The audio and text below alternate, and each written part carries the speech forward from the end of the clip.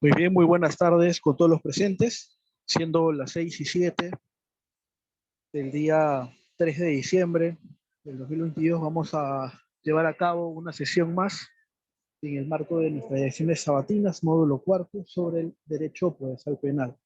Para el día de hoy tenemos programadas dos sesiones según nuestro cronograma. Tenemos la sesión número 11 sobre el tema medidas coercitivas de carácter personal menos lesivas y la sesión número 12 sobre las medidas coercitivas de carácter real. Bien, en ese sentido vamos a iniciar en este momento con la sesión número 11 sobre medidas coercitivas personales menos lesivas, la cual va a estar a cargo del colega Daniel Sánchez Parco. Él es estudiante de la Universidad César Vallejo, así como también miembro principal de nuestra casa de estudios, el Círculo de Estudios de Litigación Penal Lex Vita. Muy bien, en ese sentido y sin más preámbulo, vamos a cederle el uso de la palabra al compañero Daniel a efectos de que pueda iniciar la presente disertación. Adelante, estimado Daniel, te escuchamos atentamente. Gracias, Piero. Hola, chicos, con todos. Buenas tardes con todos. Primera vez con ustedes. Gracias, Piero, por el pase. Camacho, puedes pasar a compartir, por favor, la diapositiva. Espero que ese tema sea agradable a todos ustedes, chicos. Un favor, Piero, ¿puedes dar la función de compartir, por favor? Sí, está habilitada la opción, ya se le concedió. Ya.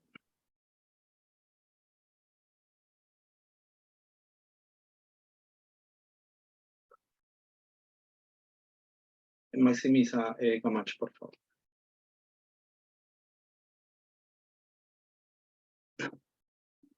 Bueno, el tema de hoy es medidas coercitivas personales menos lesivas. ¿Qué significa esto? La siguiente diapositiva, por favor, Camacho.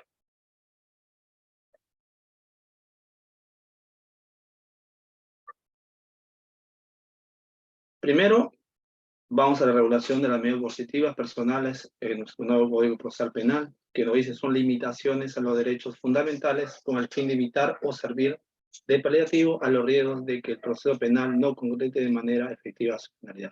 Es decir, que esto ayuda que la finalidad del proceso o el término del proceso no pueda ser alterado. Es decir, es una medida leve, pero sin embargo que el proceso no pueda mellarse.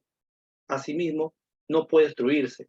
Es decir, es una medida leve donde la persona que es imputada de un delito pueda tener el goce del beneficio personal hasta que se pueda probar que es culpable o sin embargo se puedan recabar las pruebas pertinentes para ayudar a la finalidad del acto procesal. Siguiente diapositiva, por favor, Camacho. Bueno, vamos a comenzar con medidas de coerción personal. ¿Qué son estas medidas? Primero, son medidas restrictivas, sobre todo, que pueden adoptarse contra el investigado, por las cuales se imponen limitaciones, como le había dicho, del derecho a la libertad personal, sobre todo, y la finalidad es que consiste en asegurar, sobre todo, el resultado del proceso.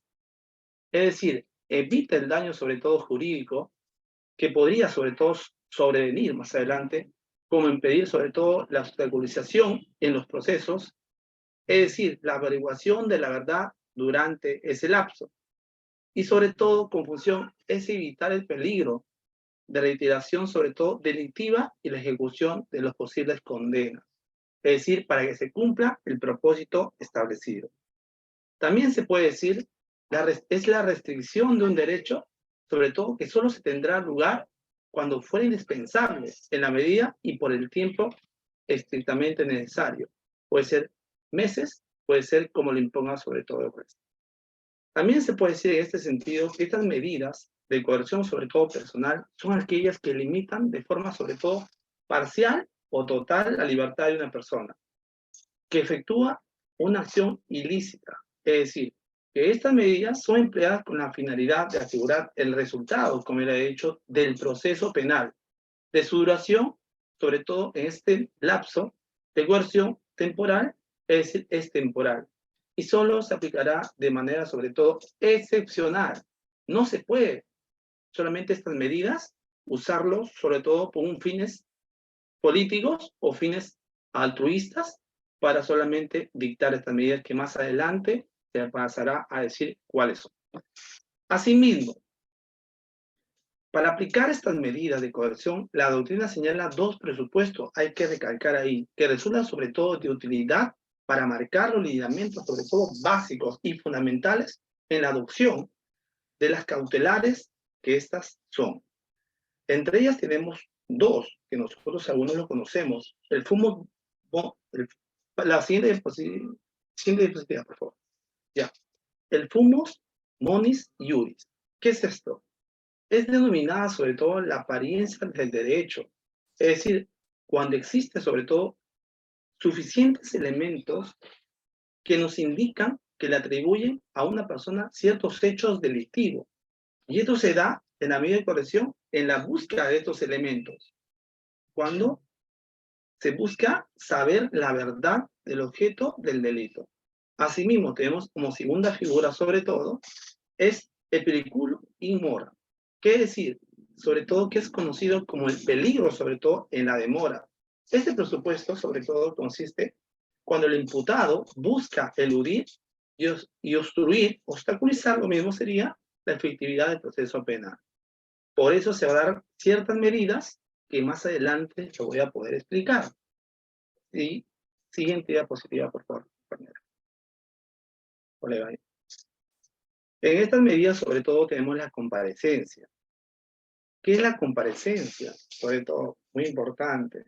La comparecencia es una medida, sobre todo, cautelar, que se encuentra regulada en el Código Procesal Penal, en el artículo 286, que nos dice la comparecencia, que ahí vienen también los presupuestos, en donde indica esta medida y señala que la comparecencia se entiende como aquella situación jurídica donde el inculpado tiene sobre todo la plena libertad ambulatoria, ¿entiendes? Y donde el órgano jurisdiccional lo determina con ciertas reglas, asimismo obligaciones que tiene que cumplir. Es decir, que el imputado tiene una mínima restricción, no total, una mínima restricción sobre todo de manera en su libertad personal. También se puede decir que estas medidas proceden cuando no existe suficiente medios probatorios o la pena a imponerse es menor sobre todo a lo requerido por ley y no se acredita el peligro procesal. La comparecencia ayuda sobre todo eso. Asimismo, que esta medida de la comparecencia son impuestas y son menos lesivas que una prisión preventiva. ¿Por qué? Porque se considera entonces a la comparecencia como una mínima, sobre todo restricción a la libertad personal, no llevando al imputado sobre todo hacia una penitenciaría, es decir, a la cárcel, pero asegura su presencia en el proceso. Es decir, no se sabe si es culpable, se busca sobre todo en los medios probatorios o los hechos suficientes para probar y acreditar durante ese proceso que es culpable. Pero como no se tienen suficientes indicios o hechos, la comparecencia da lugar a la misma. Es decir, su finalidad es asegurar la presencia del imputado al proceso penal manteniendo su libertad. No se puede culpar, no se puede decir que es culpable, no se puede dar la autoría del delito porque todavía no se prueba. Y mientras eso, su libertad personal permanece en la comparecencia. Entre ellas, tenemos dos durante el proceso, sobre todo manteniendo su libertad. Tenemos dos muy importantes figuras, que es, una de las dos, es el favor libertatis. ¿Qué es esto? ¿Qué figura es esta? Esta nos dice sobre todo que son derechos fundamentales que deben interpretarse de modo más amplio posible. Es decir, conforme a principios en examen, deben interpretarse extensivamente todo lo que favorezca la libertad y sobre todo estricta sobre todo lo que lo limite. Es decir, la libertad le favorece sobre todo al reo. La libertad le favorece sobre todo a la persona, mientras que no se puede lo contrario, esa persona es inocente. Es decir, este favor libertatis nos asegura esto. Asimismo, también tenemos la otra figura que es el indubio pro libertatis. ¿Qué es esta figura? Según o principio, se puede decir.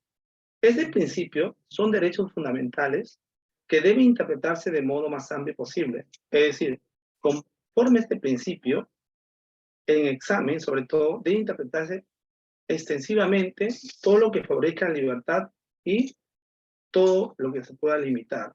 Es decir, estos dos principios o dos figuras nos ayudan sobre todo a basarnos o a ver sobre todo la culpabilidad y la libertad que debe tener una persona durante el proceso. Es decir, como garantía sobre todo que asegure el correcto funcionamiento de la comparecencia. Esas figuras nos ayudan, o principios nos ayudan a saber qué es la comparecencia y cuáles son los fundamentos. Siguiente diapositiva, compañera. Bueno, ahí está. La comparecencia, sobre todo, hay que entender que se divide, sobre todo, en comparecencia simple y restrictiva. Pero ¿por qué acá vamos a tocar solamente la comparecencia simple y no la restrictiva? Porque la simple, sobre todo, es menos lesiva. La restrictiva no, es más gravosa. Pero sin embargo, la simple lo vamos a tocar porque esta nos dice sobre todo que se considera como la más benevolente, la más delicada, la más, pero sobre todo, que favorece realmente a la persona que se le imputa un delito, ¿no? Entre estas dos medidas, sobre todo, ya solo que implica la asistencia del imputado del órgano, sobre todo obligatoria, cada vez que el juez así lo dictamine en esta figura de comparecencia simple. A esta medida también hay que hacer ver, también se le considera como la menos utilizada por los operadores jurídicos, pero ya vamos a ver en casos cómo se utiliza y en qué casos, ¿ya?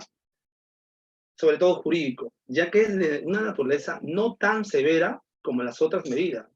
Según lo expresado, hay que tener en cuenta el Código Procesal Penal en su artículo 291,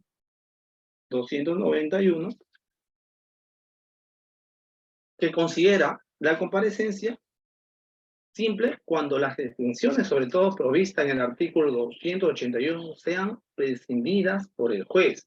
O sea, la competencia solamente sobre esta medida extraordinaria, sobre todo, no muy utilizada, es por un juez, que todos ya sabemos. De igual manera hay que saber cuando esté, sobre todo penado con una sanción leve, el hecho delictivo denunciado a los actos realizados en investigación no sea suficientemente justificación, sobre todo para la aplicación de esta medida, ¿no? Porque hay momentos que el juez va a determinar que la medida tomada o el dictamen que se ha tomado como fundamento de hecho o medio probatorio no son los suficientes para dictar una medida más grave, sino más simple. Y ante ello se puede sobre todo apelar para una comparecencia simple sobre un proceso que ya se ha tramitado y ya se ha dado. Asimismo, limita la libertad del imputado en el sentido que impone la obligación de concurrir todas las veces que es citado. O sea, tiene la obligación, sobre todo, la persona imputada y que tenga la comparecencia simple, que es comparecencia, las veces que fuera citado a firmar o ser testigo o en el proceso por el juez. Entre ellas tenemos los presupuestos. Esos presupuestos tenemos el juez de la investigación preparatoria, sobre todo, dictará mandato de comparecencia simple, 1. También lo hará cuando, a medida de requerimientos de la parte de la fiscal, no concurran los presupuestos materiales provistos en el artículo 768. Acá en la diapositiva tenemos cuando la comparecencia se dicta estando en las circunstancias de el comportamiento del imputado en el proceso. Otra, la voluntad se somete a la presunción penal, Los vínculos familiares de arraigo personal, vínculos laborales de arraigo personal, relaciones privadas, moralidad del imputado, carácter de los accidentes, personalidad del imputado, vinculación con posesiones, patrimonio, arraigo con las cosas, debe sobre todo ser motivada y debidamente razonada, sin imputar discriminación de forma alguna, por el juez o fiscal requiriente. También implica presentarse al requerimiento fiscal o jurisdiccional para los fines del proceso. Eso solamente la comparación se dicta estando en esas circunstancias. Que tenga arraigo laboral, que tenga vínculos familiares, que tengan vínculos laborales, que tengan relaciones privadas, que tengan moralidad y sobre todo que tengan buenos antecedentes. Bueno. Siguiente diapositiva, por favor, colega. Ya, la comparecencia simple. En esta parte de la comparecencia simple, este tipo de comparecencia se establece en el artículo 291 de nuestro Código Procesal Penal, como lo estaba explicando, ¿ya? Y los procesos, sobre todo, y los presupuestos, como lo había mencionado el juez de investigación preparatoria, y asimismo que preparatoria dictará el mandato de comparecencia simple, y asimismo también lo hará cuando, a medida de requerimiento fiscal, lo concurra a los presupuestos, como lo había explicado, ¿no? Y hay que siempre tomar en cuenta que limitan la libertad del imputado en el sentido que imponga la obligación de concurrir toda la vez al citado. Esa es la comparecencia simple. Siguiente diapositiva, colega.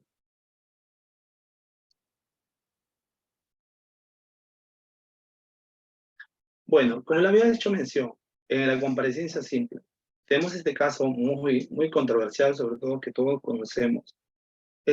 Dictan comparecencia con restricciones a Vladimir Cerrón en la investigación por terrorismo. Sabemos quién es este personaje, muy famoso, muy mediático, parte del gobierno. A uno no le gusta, a otro sí no le gusta. Realmente, a mi persona no, pero hay muchas posiciones, pero sin embargo, hay que ver el caso, sobre todo que la jueza Soledad, sobre todo, Barrueto dispuso comparecencia simple contra Guillermo Bermejo y Guido Bellido. O sea, contra Guillermo Bermejo, prácticamente no le doy la razón, pero sí a Vladimir Cerrón. Es decir, a uno sí y a otros no. Pero ¿cuándo lo hace? ¿Y cuándo procede? ¿Y cuándo un juez tiene la potestad? Claro, tiene la potestad. Pero sin embargo, a veces la vara no se mide con la misma medida a todos, pero sin embargo, hay maneras, sobre todo políticas, como le había dicho, la comparecencia simple, esa medida sobre todo se puede considerar extraordinaria porque a todos no se le da, pero sin embargo, cuando es un tema político, es tan, pues, sobre todo un personaje político que es Vladimir Cerrón, si se le ha dado, y sobre todo tenía una investigación con el terrorismo, cosa muy grave en el Perú, pero sin embargo, la jueza, sobre todo que estamos leyendo, destina solicitud de requerimiento de fiscal de comparecencia con restricciones contra los congresistas Guido Bellido y Guillermo Bermejo. Y les impone comparecencia simple. Ambos son investigados por presunto delito de afiliación a organización terrorista. Es decir, que esta comparecencia simple siempre se ha dado. Asimismo, se puede decir, según informó sobre todo el Ministerio Público, los implicados en esta solicitud habían cometido el delito de obstrucción a la investigación por terrorismo que empezó basada en una entrevista que brindó Eddie Yeroel Medina en mayo.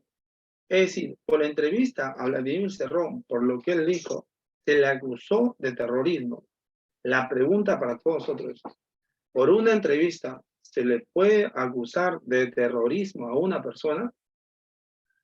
Cosa que nosotros como abogados o futuros abogados tenemos que tener esa premisa de saber, ¿no? Pero nosotros nos basamos por los medios probatorios, nos basamos por los hechos y sobre todo los medios de prueba que puedan consolidar esa versión, no solamente por un decir o un dicho.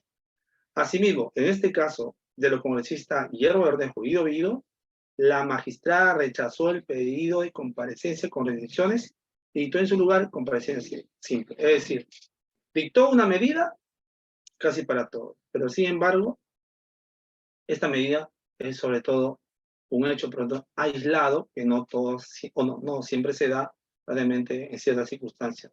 Y si se da con fines políticos o asimismo que sean muy controversiales o mediáticos. Siguiente diapositiva, colega. Ahora vamos a tocar otra medida que es detención domiciliaria. ¿Qué es esta medida? Primero, se encuentra regulada en el artículo 290 de nuestro Código Procesal Penal. 290, detención domiciliaria o arresto domiciliario, como lo dicen muchos de nosotros. Asimismo, nos dicen esta figura en esta diapositiva, la detención domiciliaria en esta o como medida de apoyo a la prisión preventiva. Es una medida de apoyo nada más, donde las personas que sufren condiciones psicológicas, o no, psicofísicas, perdón, pueden ser condicionadas a esta medida de coerción personal. Eso es muy importante resaltar, porque, como su nombre lo indica, se cumple en el domicilio encausado, de lo que no excluye que pueda cumplirse en otro domicilio señalado por el juez, y sobre todo con la vigilancia que se confiere necesaria o si considere necesaria. La detención también domiciliaria es una forma, hay que saber, de restringir la libertad del imputado, y puede ser bajo custodia, que se entiende sobre todo como un sinónimo de vigilancia, como le había dicho, o sin custodia también, cuando solo se tratare de una limitación restringida a la libertad personal. También cabe decir, este tipo de medida exige la detención del imputado dentro de su recinto domiciliario. Sin embargo, también es posible la detención en otro lugar en el cual el juez crea sobre todo conveniente. Asimismo, es posible que el tipo de medida sea dada bajo custodia o no, como se había dicho anteriormente. También debe entenderse entonces a la detención domiciliaria como una medida de coerción personal subsidiaria, sobre todo de prisión preventiva, que se aplica sobre los imputados, sobre todo particulares, como lo había dicho anteriormente. De lo expuesto, sobre todo de lo expuesto, se puede rescatar sobre todo la detención domiciliaria como una medida sobre todo de apoyo a la prisión preventiva, como se había dicho, personas que sufren sobre todo condiciones, como se ha dicho, psicofísicas, ¿no? Para concluir en esta medida, entonces que la prisión preventiva se pueda como una medida de coerción personal que restringe también la libertad ambulatoria mediante la detención del imputado en su domicilio, considerándolo también como una medida, como le dije antes, alternativa, obviamente, de prisión preventiva. Se interpretará la detención, sobre todo domiciliaria, cuando es mayor de 65 años, como dice nuestro Código Procesal Penal, el artículo 290, o cuando adolece de una enfermedad grave o incurable, cuando sufra de una incapacidad física permanente que afecte sensiblemente su capacidad de desplazamiento, o es una madre, sobre todo, gestante, que nos dice nuestro artículo del Código Procesal Penal en el 290. Siguiente diapositiva. Por favor, colega.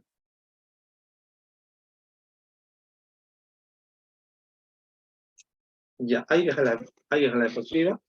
También aseverar en este caso la detención, sobre todo del procesado, como se había dicho, bajo vigilancia, también es electrónica personal, así como los límites de prohibiciones para comunicarse con otras personas, según lo considere sobre todo el operador jurídico. Hay que recalcar esa posición.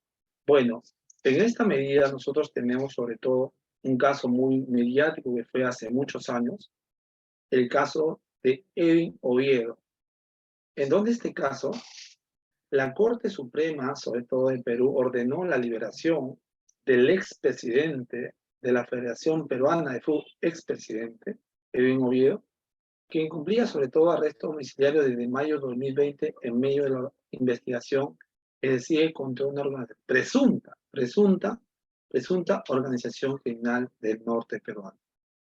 Es decir, la Sala Suprema, que había presidido sobre todo el magistrado César San Martín, muy conocido, pero aún por nosotros, acogió sobre todo una casación interpuesta por Oviedo, ¿no? Y revocó la orden de arresto domiciliario por una comparecencia con restricciones. El Tribunal Supremo, ¿ya?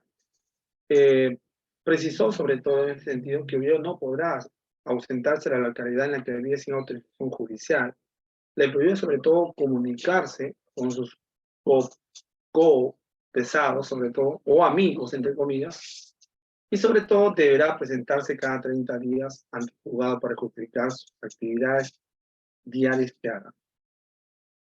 Y el abogado de Oviedo, hay que reconocerlo, el abogado de Oviedo es César Nagasaki, un abogado muy importante y bueno, yo también lo sigo un poquito, me parece genial.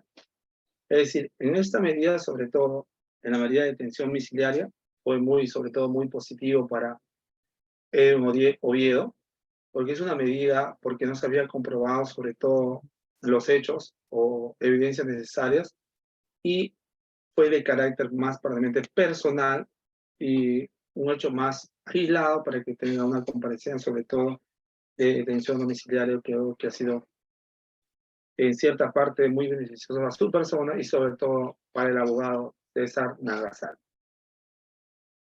Siguiente diapositiva. Ahora vamos a tocar el impedimento de salida. Primero, se encuentra regulada en el artículo 295, hay que recordar, del nuevo Código Procesal Penal, 295, es el impedimento de salida del país. Asimismo, ¿qué busca esta medida? Busca sobre todo asegurar la presencia del diputado, que no se vaya a fugar, que no se vaya a ir, que no se vaya a escapar, que no se vaya a desaparecer, que muchos se desaparecen, que dicen sí y ya está en otro lado, se están huyendo, están escapando. Eso busca. Busca sobre todo la averiguación de la verdad y los fines del proceso, que es su fin sobre todo si es culpable, la sentencia, y si no lo es, otra medida. Así mismo puede ser libertad, ¿no? Es decir, ¿qué más se puede decir sobre esta medida? Esta medida, sobre todo, no afecta a la libertad personal en sentido estricto, sino a la libertad de tránsito, porque es una limitación de salir del país, ¿no? Se adoptará, sobre todo, en tanto resulte indispensable esta medida para los fines del proceso, y siempre que no sea necesaria una limitación más intensa de la libertad personal, sobre todo, teniendo como principio regulador de la proporcionalidad, el caso de la medida que se pueda dar el impedimento de salida, qué restricciones tiene, qué cosas se puede dar y qué cosas no. También se puede decir que esta medida es considerada, porque estamos tocando este punto sobre todo de menos lesiva, que la prisión preventiva, porque son figuras, ¿no? Sin embargo, a diferencia de la prisión preventiva, esta medida hay que decir, hay que recalcar, que no restringe la libertad personal, sino la libertad de tránsito, como le he dicho, ¿no? De acuerdo a lo expresado por la normativa, sobre todo por el artículo 225 de nuestro nuevo Código Procesal Penal, el pedido, sobre todo de impedimento de salida, debe realizarse de manera fundamentada por el fiscal. No se puede dar por dar. Asimismo, se puede tomar el caso de sobre todo de la esposa del presidente Castillo, que se había tomado esa medida, pero sin embargo, después se había denegado en la primera instancia que se había tomado el impedimento de salida. Cosa, prometo, no se puede tomar solamente a ligera el impedimento de salida, sino que tiene que estar muy bien fundamentada por el fiscal, sobre todo. Y en esa parte no estaba fundamentada por la razón que pudo salir. Con la debida formalización, sobre todo, del caso, cabe rescatar también que esta medida no solo se aplicará a los imputados, sino también se puede dar a los testigos. Hay que recordar, a los testigos también se puede dar. Y son considerados también importantes para el crecimiento del proceso. El impedimento de salida, sobre todo, probablemente al ministro que se escapó para Venezuela, que estaba probablemente, no tenía probablemente un impedimento de salida, bastó, se fue. Asimismo también como el de Petroperú, el gerente general, también se fue. Esta medida, sobre todo, busca, como se dice la palabra, el esclarecimiento del proceso. Pero, ¿qué pasa si esa persona se fuga? Algo, sobre todo, ¿cómo se puede dar? Sí se puede dar, pero sin embargo, ¿es difícil extraditarlo? Sí, pero sin embargo, es el proceso que se va a dar, sobre todo el esclarecimiento. Cuando se asume sobre todo una defensa, hay que recordar, sobre todo en la etapa de investigación preparatoria, siempre es latente, hay que tener la posibilidad, sobre todo, que el Ministerio Público requiera la imposición de alguna medida de coerción, ¿no? Más sobre todo excepcionalmente en la etapa de diligencias preliminares, que se van recargando pruebas, saliendo muchas cosas, y de manera más inminente con la formalización de la investigación preparatoria. Es ahí cuando se tienen ya hechos o fundamentaciones o bases más sólidas, ¿no? Hay que recordar, siguiente diapositiva, compañero, colega.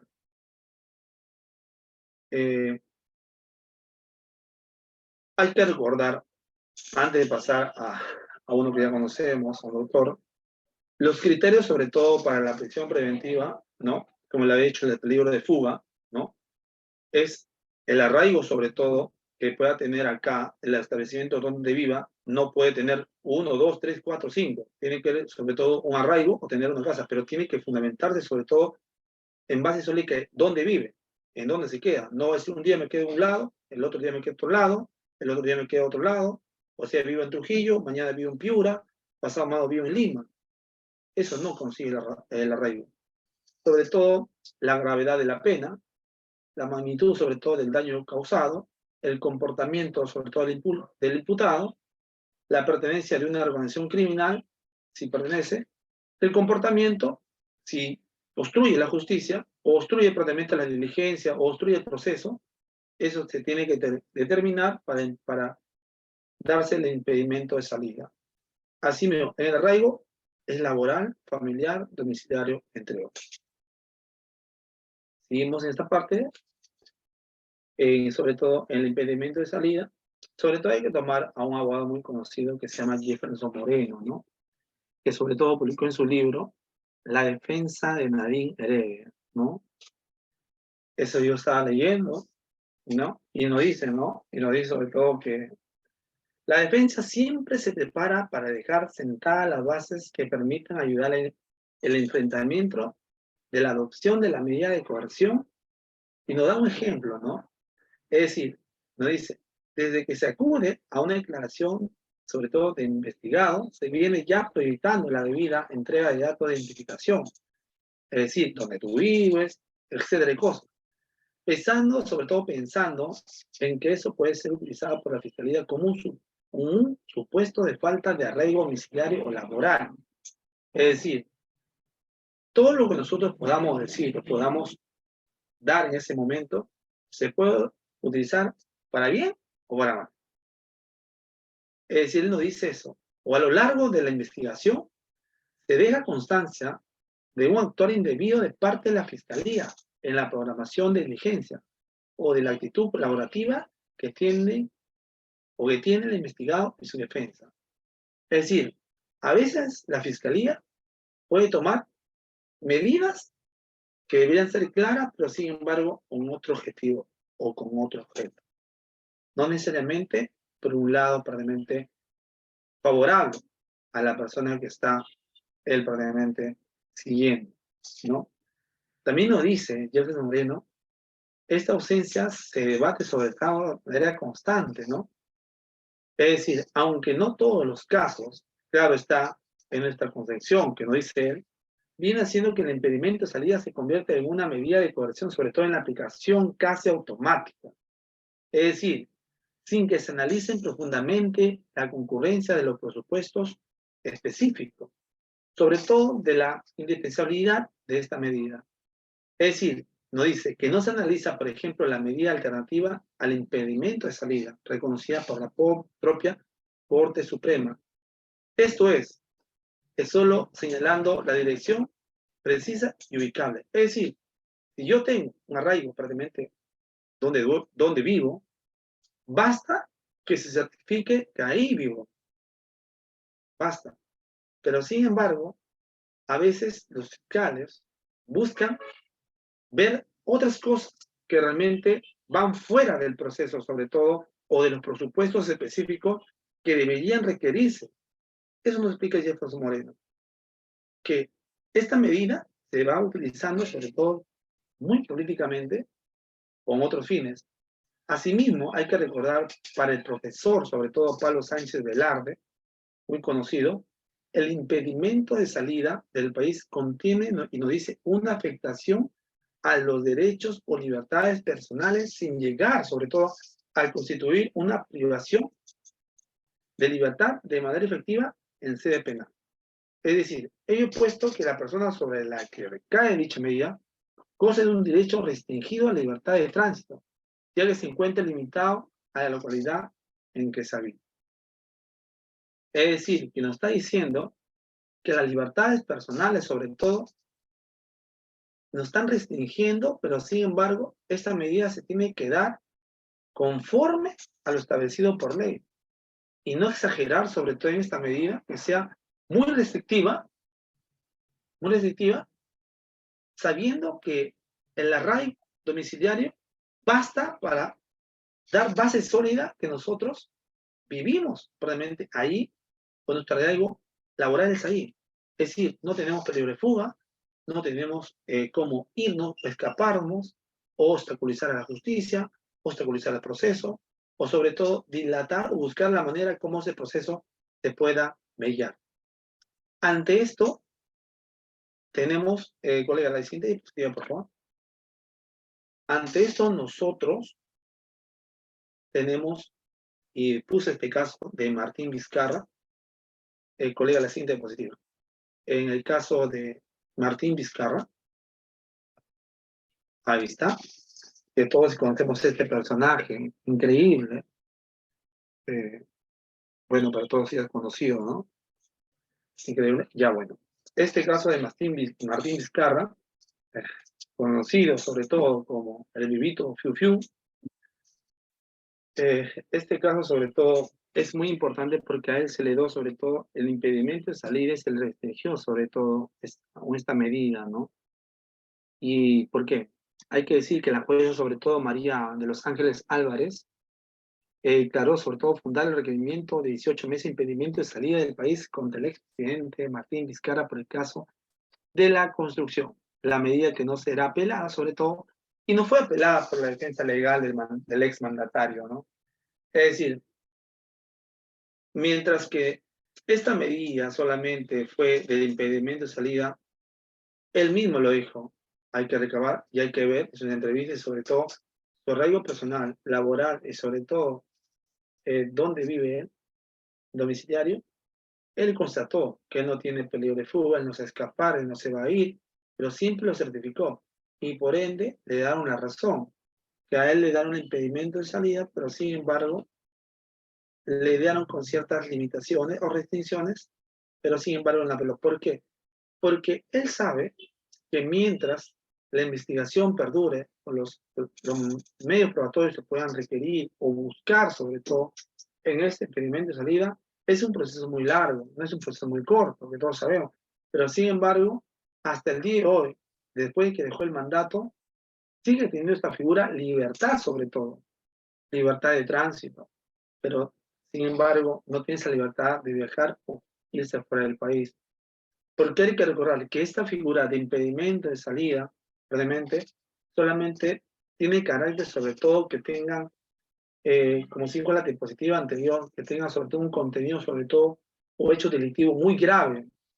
Pero sin embargo, mientras que no se compruebe o no se tenga sobre todo los hechos sólidos o bases sólidas sobre todo para ver sobre todo la fundamentación fiscal de parte de la Fiscalía que le imputa el delito probablemente de las obras que ha hecho, sobre todo en el club de la construcción, se puede decir que ese tiempo, el tiempo que se va a dar, va a ser más largo de lo previsto, porque formalizar sobre todo el caso y sobre todo recabar los medios, sobre todo considerados pertinentes para esto o medios probatorios, no se han dado como debía darse, pero sin embargo, hasta el día de hoy, él tiene la libertad de hablar, tiene la libertad de transitar, tiene la libertad de expresarse, tiene la libertad hasta de candidatear para el Congreso, todo.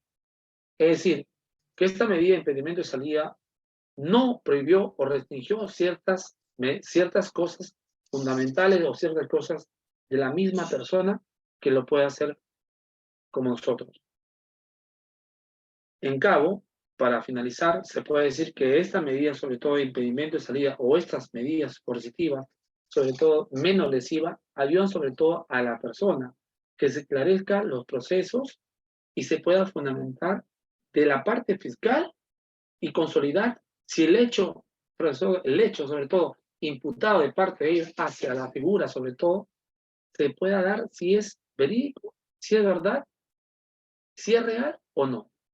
Pero por eso, ante ello, esta figura ayuda muchas veces a la libertad personal de la persona, a que se dé el respeto o la base necesaria para que esa persona pueda gozar sobre todo de plenitud de sus acciones, de su ejercicio y sobre todo de su defensa en libertad.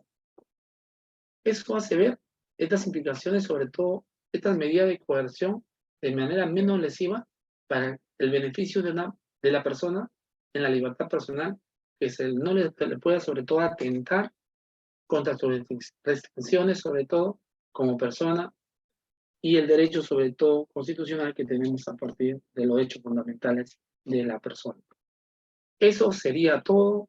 Muchas gracias por el espacio. Si tienen una duda, una pregunta, por favor me lo dejan. Agradecido con todos ustedes. Espero que haya gustado. Y gracias, Pierito. Ahí está. Hasta sería todo esto. Y gracias. Muchas gracias a ti, Daniel, por la excelente disertación, bastante claro y preciso y los ejemplos bastante interesantes, ¿no? Mezclar el tema de la teoría con estos casos mediáticos, ¿no? Mezclar la teoría con la práctica ha sido bastante productivo, bastante fructífero para poder entender mejor las medidas coercitivas de carácter personal menos lesivas. Así que te felicito, Daniel, te agradezco también en nombre del Círculo. Y antes de concluir, bueno, vamos a dar un espacio a ver si es que alguno de los compañeros desea formular algún interrogante, pueden levantar la mano para hacerles el uso de la palabra o pueden comentar por el chat para que sus preguntas puedan ser oralizadas. Bien, vamos a dar un pequeño espacio.